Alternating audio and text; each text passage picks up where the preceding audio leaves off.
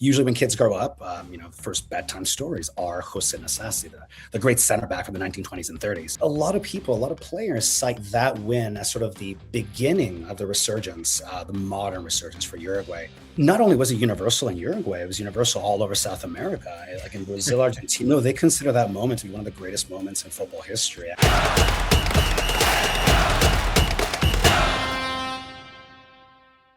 Welcome, everybody, to Make Football Great Again, your definitive 48-nation roadmap to the 2026 World Cup.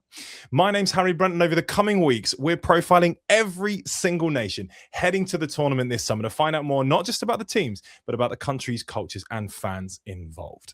Today, we're covering Uruguay, and I'm delighted to say that we're joined by Álvaro Pérez, a Uruguayan football expert and history buff who runs the Uruguay Football English YouTube channel. We'll pop a link to that in the descriptions for you guys to check it out and give them some love. Álvaro, welcome to the show. Harry, thank you so much for having me. No, well, it's an absolute pleasure. It's really looking forward to getting into Uruguay and what we can expect from the World Cup. But before we do that, I just want to kick off with a segment I like to call One Truth and One Lie. Okay. So what I'm going to do, Álvaro, is I'm going to present two seemingly crazy facts about the Uruguayan national team. One of those facts is 100% true. The other fact is completely false. So I'll read them back to back, and then you let me know which you think is the true fact. Okay, I'll give it my best shot. So fact number one, a Uruguayan manager, as in the manager of the national team, once forced his players to practice an entire 90-minute match without a ball. He stood in the center circle and shouted, "The ball is with the winger," while the players had to simulate the entire movement of a game based purely on his voice. Fact number two. One of Uruguay's goals in their 4-2 win over Argentina in the 1930 World Cup final was scored by a man with one arm. So, Álvaro, which is it? Did a Uruguay manager force his players to play a training match without a ball, or do you have a World Cup hero with one arm in their midst? Well, I think had the actual example without the ball occurred, I think I would have known about him. Uruguayans tend to really kind of just, pass down a lot of stories of past football, just little intricacies. But definitely, you are mentioning Héctor el Manco Castro. Yes, famously, yes, in 1930, you can see it in all the photos. He's missing a large part of his arm. I believe it was a working accident when he was much, much younger. And he's still one of the most iconic Uruguayan players of all time. Well, bang on. Yeah, absolutely. You've saved me the job of adding extra context to that. I mean, it almost feels like, I know obviously perhaps in Uruguay, this is a big fact, but I feel like that fact should be more well known outside of Uruguay. A World Cup final goal scorer had one arm. That's quite crazy to me. But, I agree. I totally agree. Particularly the first World Cup as well, right? So it kind of sounds out in that sense. Exactly. So Uruguay, there's a case to be made that pound for pound, Uruguay are the greatest international football team of all time. From a country with a population the size of Greater Manchester, they've won 2 World Cups, reached 5 World Cup semi-finals, and they've won the Copa América 15 times. That's 6 more than Brazil have done. They won, as we've just mentioned, the very first World Cup in 1930 before winning it again in 1950. Now, it's been a few years since they made a splash at the tournament, but they did reach the semi-finals at South Africa 2010, a tournament where Diego Forlán won the Golden Ball and where Luis Suárez became public enemy number 1 after his infamous handball on the line against Ghana. 4 years later at Brazil 2014, Suárez would make headlines again by biting the shoulder of Giorgio Chiellini. This summer, Uruguay are in Group H alongside Spain, Saudi Arabia, and World Cup debutants Cape Verde. And if they finish runners-up in that group, they could or are likely to face world champions Argentina in the round of 32. But before we talk properly, Álvaro, about the 2026 World Cup, I just want to begin with a section we call the travel log. So before we talk players and tactics, I want to get to know a little bit more about the country, the culture, the history behind the team. So I'm going to put you on the spot to start us off. Who is Uruguay's footballing GOAT? In terms of footballing GOATs, I think the most influential player of all time has to be Jose Nasasi, who was Uruguay's captain at the 1924 and 1928 Olympics, and also the first World Cup winning captain as well. Currently, I'm pretty sure he is the most decorated international player of all time with 7 major titles.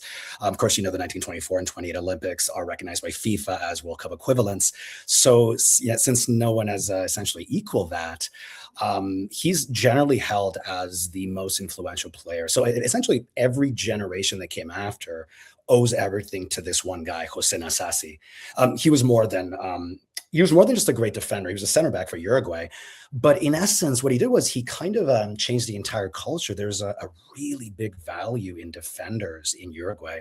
So a lot of nations, you'll probably notice that the number 10 or a playmaker might be the most popular type of player that the kids want to grow up to become. But in Uruguay, a lot of it is based on the original golden generation. And Jose Nasasi was the absolute most iconic player in every sense, like as a captain, leader, everything. So since then, I mean, literally every single captain that has come afterwards always cites Jose Nasasi as like the main first influence. Usually when kids grow up, first bedtime stories are Jose Nasasi, the great center back from the 1920s and 30s. So although there are definitely other candidates, I would 100% give it to him. It's quite refreshing in a way that to have a sort of, the man who's pinned up as the very best being a defender, as you say, with, neighbors, Brazil, Argentina, having these unbelievable attacking players. It is just makes sort of a change of pace to have a a sort of steely defender as the man who. Absolutely. I mean, especially it stands out in South America, outside of Argentina and Brazil, you have, wonderful football nations, Colombia, Ecuador, Chile. They produced a lot of the players with attacking flair. And you'll notice those types of players are the sort of the preferred, proponents of the culture of those countries. But yeah, for Uruguay, since then, they've essentially established a long tradition of defensive players being who Uruguayans want to grow up to become, which I find is quite unique. I mean, I don't know many nations that have that as, the center focus, of the culture. What would you say is Uruguay's most celebrated football result? Obviously, we sort of listed off the achievements they've had over the years. I'm guessing it's one of the World Cup victories, but obviously this is going back nearly for the first one, nearly a century. Is there perhaps a more modern victory that in Uruguay is the big victory for them? Modern, there are, yeah, for sure. One of the most celebrated goals of all time was 1970, the quarterfinal against the USSR. So you have Luis Cubilla doing an incredible play with about a minute to go. We're talking 119th minute. And I do believe at the time, a coin toss would have settled who went to the semifinal. Incredibly, Uruguay scores in the 119th minute. The celebration is very iconic. The team just loses its mind. And it was Victor Espárrago, very, very famous last grasp header. And that was huge. That was the 4th time reaching the top 4 of the World Cup. In terms of modern wins, there are quite a few. One of the most, except for the Ghana win, I mean, those are obvious, Ghana, 2010, South Korea, round of 16, 2010 as well. One of the biggest wins ever is actually against Ecuador, 2009 in Quito. Now, the reason why this was extremely difficult was because Ecuador was a red hot team and they played in altitude. They have quite a high altitude, not as high as Bolivia, which I believe is over 3,000 meters. Ecuador's is like 2,500. So in that campaign, Ecuador had defeated Brazil and Argentina, and only a draw would have qualified them to the World Cup. And then suddenly Uruguay are losing 1-0 in the second half, and they end up winning the game in injury time, thanks to Diego Forlán scoring a penalty that I think paralyzed every heart, every Uruguayan in the world. And because it was just so huge, it was a massive, massive moment. The entire campaign literally fell on that one penalty shot. And yeah, that is, I mean, in terms of the biggest wins.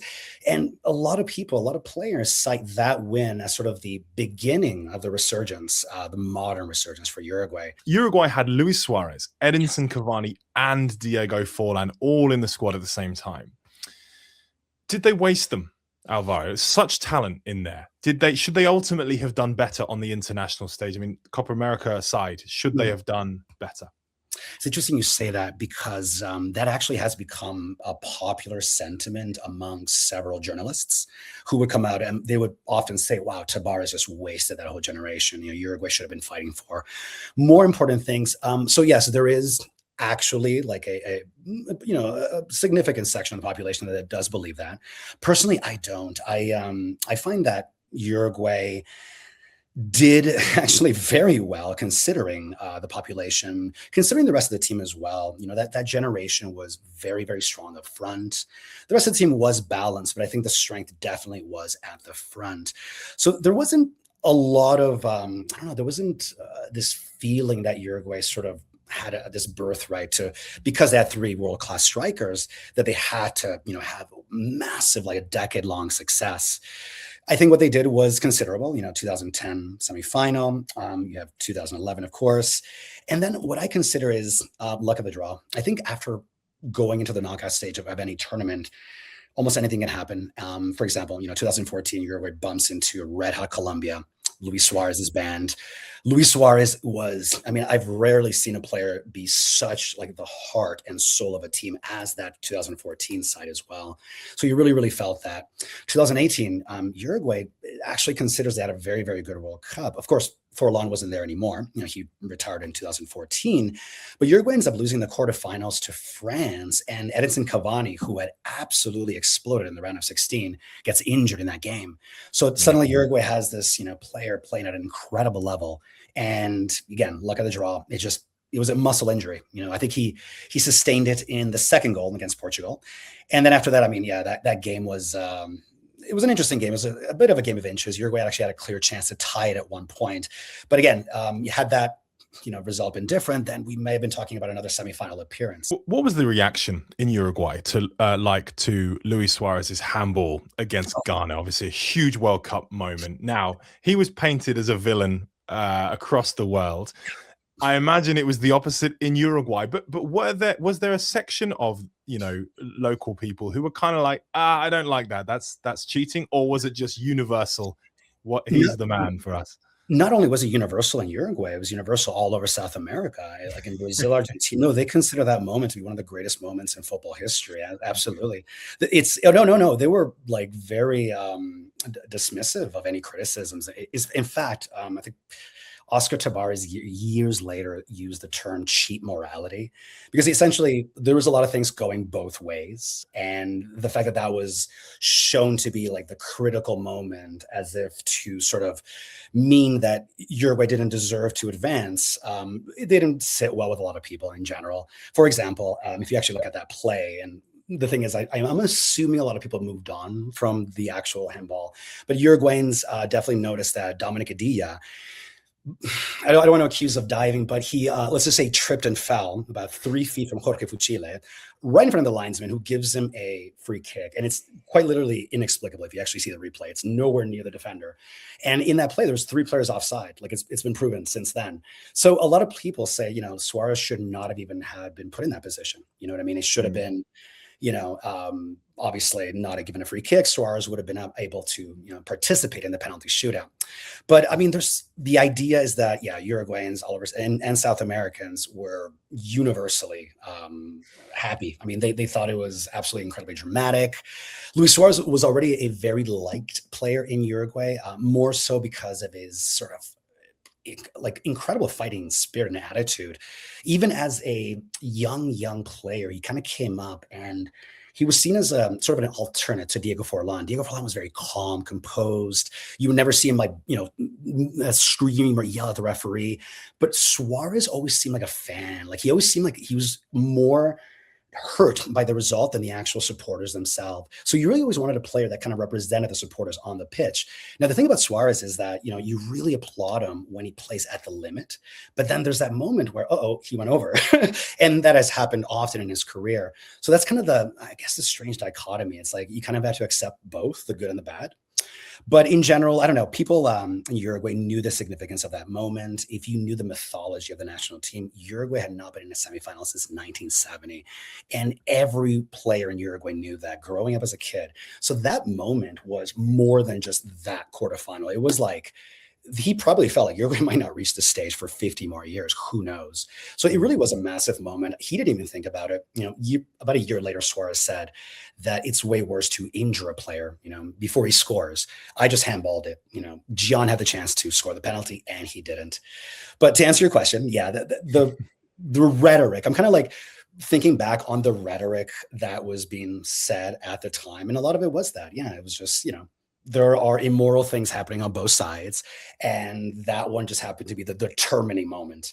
Ironically, it pretty much was like a 99% chance that Ghana was going to win the game. But then when it flipped, suddenly Suarez was the easy scapegoat, right? So, yeah, like I said, but honestly, all over South America, we're talking like the biggest journalists in Brazil, Argentina, everything. We're like applauding, furious at the world media, like absolutely furious. And yeah, I mean, honestly, even until today, it's considered, I mean, any Hispanic person I meet, they tell me it's maybe their favorite sports moment of all time was the Luis Suarez handball and the Jean miss, plus Luis Suarez celebrating as well, which kind of added another level of irony, or I don't know, to the emotion of that incredible moment, I thought. Yeah, I mean, it will forever live as one of the most amazing moments of World Cup history for sure. Honestly, when I saw it, I remember thinking, I'm never going to see anything like this again. I remember just being like, what did I just witness? This is like in any sport, this is insane. Like, right. So yeah, it was cute. It was crazy. We'll move on to the scouting report. So here we'll find out a little bit more about Uruguay, the team, and what we can expect from them generally at the World Cup. So, Álvaro, just for the British fans tuning in, who are we going to recognize in the squad? I think quite a few players, some former Premier League players. So obviously you have Darwin Núñez from Liverpool, Bentancur currently at Tottenham. You also have Manuel Ugarte, who may not be at Manchester United very long, but he's considered, I think, still part of the squad. Santiago Bueno plays for Wolves, who I believe were just relegated or about to be. Valverde, of course, Real Madrid. You have Ronald Araujo, Barcelona.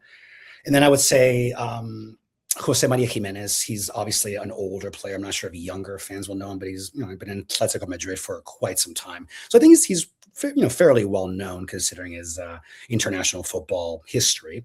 And then one of Uruguay's old keepers, actually, Fernando Muslera, who recently played against England at Wembley. He's expected, actually, incredibly, to be Uruguay's starter, and he's nearly 40 years old. Yeah, 39 or something. Yeah. Yeah, absolutely. So he's taken the spot of the actual starter over the last 3 years, which is very interesting. You don't see it often. No, you absolutely don't. Looking at the group, Spain, Saudi Arabia, Cape Verde, what are the expectations or the aspirations for Uruguay? Would it be to finish second behind Spain, who are obviously European champions, or do they fancy themselves to go and win this group?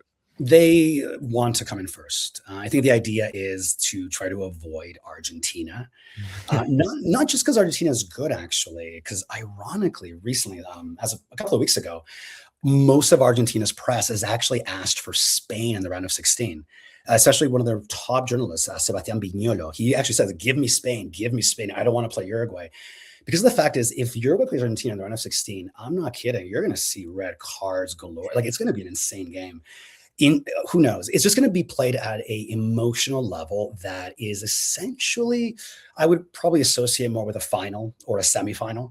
And I think it's almost like too early to have that war, right, in the round of 16, because Argentinians know. I mean, like I said, Argentina and Uruguay have always been kind of hand in hand over the last 120 years in football. So we know each other. We know our mentality, especially in big games. And like I said, Uruguay, Argentina, first World Cup final, both together, the history in general. It would just be a very, very emotional game. So the fact is, Uruguay's trying their best to not get Argentina right away. It doesn't mean whoever else they play, would be a walk in the park. But the idea is that Uruguay's hoping definitely to at least get past Spain. One of the ideas is, thankfully that the match is the third match. Uruguay, historically being a tournament team, tends to start off slowly and get better as they go. So the idea is hopefully that by the time the Spain match arrives, that Uruguay might be at least on form to compete. But obviously knowing the capacity, I mean, Spain recently lost to a few players and their team is absolutely stacked. I mean, top to bottom. So you can't forget, the obvious. But yeah, the idea is the hope, at least. The idea is that Uruguay's definitely going to that game to win it, at least, and try to avoid the second place, obviously. Who is Uruguay's talisman? Definitely Federico Valverde. You can tell the team changes immediately when he's not on the pitch. Oh, and another one as well is Rodrigo Bentancur. I find both of them together. They're the heart and soul of this Uruguay side for sure. But Valverde is, he's almost on the level of, I would say, maybe not as high as Suarez from 2014 because it was very, very dependent on him. But Valverde definitely impacts all the lines constantly. And you really, really do see that. I mean, there's been matches where he was heavily missed and he gives you something special. He gives you that difference of quality, I think, that, makes other players better as well. So definitely Valverde. He's definitely the heart of the team, I would say. Absolutely. He's been in charge since 2023. Results have been mixed, although, got a decent result against England at Wembley, as we sort of touched on early this year. What is the verdict on Bielsa? Are fans pretty positive about him? What's the verdict? It's definitely mixed for sure. Mixed but positive, on the positive side for sure. The thing is, with Uruguayans, I think history has taught us that everything is really settled at the World Cup. And Bielsa has said this as well. It's almost as if everything that came before was just a prelude to what really, really, really matters. And I think everything is going to be judged based on that. I mean, of course, there are nice memories. Uruguay beat Argentina and Brazil in the qualifiers, and that was huge. But the World Cup is really, really the main testing grounds for Marcelo Bielsa. Now, in terms of how people feel about him, oh my God, there's so much to say. He's such a fascinating figure. We knew he was already like he was, before he arrived. He had been a huge part of South American football before going to England as well, right? So, there was a bit of, we knew about him in general.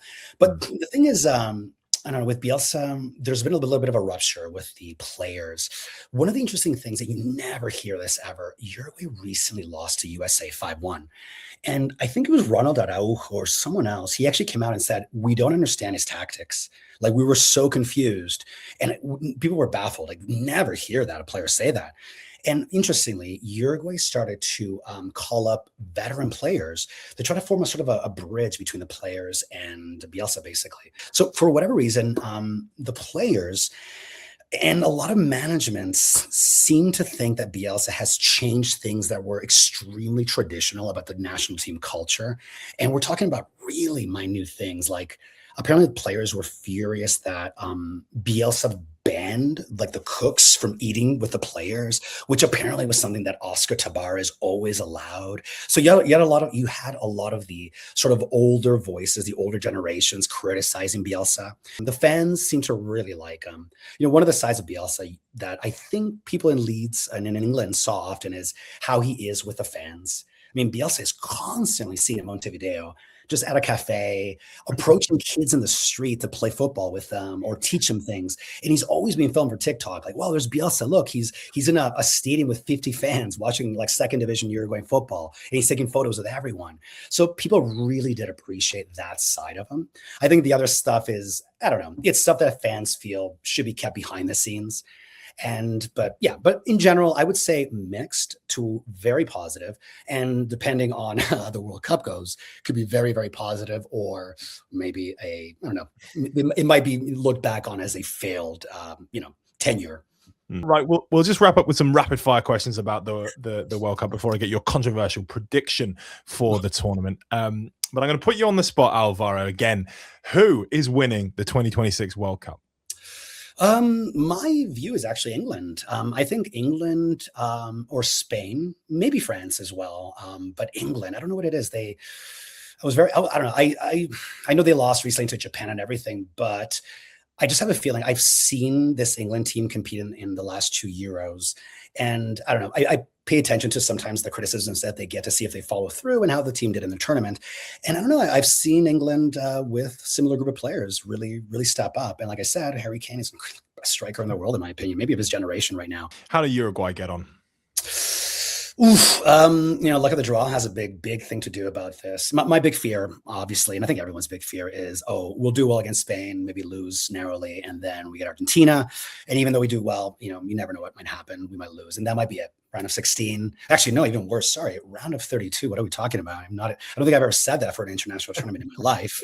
Funny enough, I think 1924 was the last time there was a round of 32. So, everyone knows you literally are like 3 years old, and they open the book and they say, we won this. If we have to go play Bayern Munich tomorrow in front of 400,000 fans, we can do it. So that's the idea, that Uruguayans in big games, they always feel Uruguay has a shot. So the idea is, even though Uruguay can show up with, I don't know, a subpar team, there's always that hope that history will carry them through, because it's happened before. I can name you multiple Copa Américas where Uruguay showed up not even as a favorite and ended up winning the whole thing. So I don't know, there's that. Yeah, never count Uruguay out, I think is the general message. Right, just to wrap us up completely, let me have your controversial / outrageous prediction for the 2026 World Cup. Well, I hope it's not too outrageous, but Japan. I've followed Japanese football since I was a little kid, around 1995. They started showing the J League. I was living in Uruguay, and I've been a fan since. And I've looked at their development. It's amazing, like how fast they developed as a football nation. But their recent results against Brazil and England really stood out to me. And their confidence that they play as well. I mean, they have remarkable players. Absolutely. I mean, Mitoma, sorry, I'm thinking of the one from Brighton. And it's just, there's something about this Japanese team, and I think they have a chip on their shoulders. I noticed it against England, actually. There was a few moments where the Japanese players, I don't know what it is, that they went in with like a different energy that I had seen in previous iterations of the national team.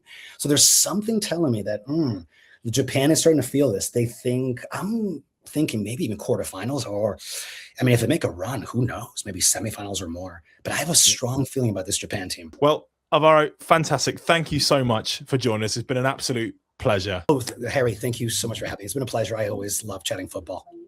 Brilliant. Fantastic. Well, that does it for our Uruguay preview. Let us know in the comments how you think Uruguay will be getting on at the World Cup this summer. And join us next time for more stories, insights, and deep dives as our global scouting mission continues as we count down the days to the 2026 World Cup. Until next time, keep making football great again.